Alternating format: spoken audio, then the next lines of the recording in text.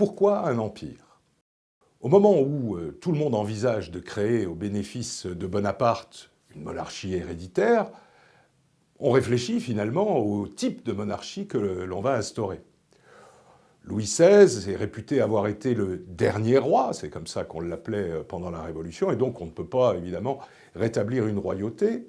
Et c'est d'ailleurs tout à fait naturellement qu'on va se diriger vers la formule impériale. Alors, qu'est-ce qu'un empire à cette époque-là? C'est d'abord la réminiscence historique de l'Empire romain, de l'Empire carolingien, qui sont à ce moment-là dans toutes les têtes, qui sont dans toutes les âmes, puisque les hommes de ce temps et les femmes de ce temps se considèrent comme les antiques eux-mêmes. Ils ne sont pas leurs successeurs, ils sont la réincarnation des antiques. Donc un empire ne fait pas peur sur le plan intellectuel. Ensuite, un empire, ça a un deuxième sens dans la langue française. Ça veut dire aussi une forme de domination. L'empire des Français sur le continent.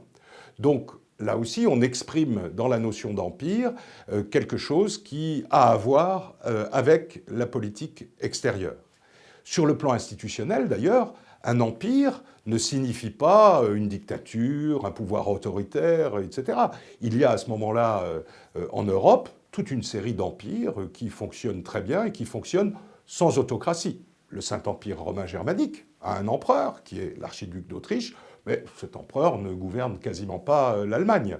L'Empire ottoman n'a pas d'empereur, il a un sultan, et pourtant il est lui-même un régime autocratique. Donc on le voit, le terme empire lui-même n'est pas simplement un choix institutionnel, c'est aussi un choix intellectuel.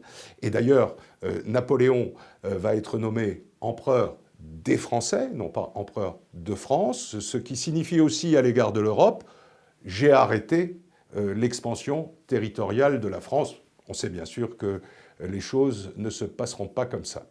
Et c'est pourquoi cette notion d'empire ne fait l'objet de quasiment aucune discussion, ni dans la population, ni dans les institutions qui vont amener la Constitution à être modifiée. Et il faut toujours rappeler que l'article 1er de la Constitution de l'an 12 dispose « Le gouvernement de la République est confié à un empereur qui prend le nom d'empereur des Français ».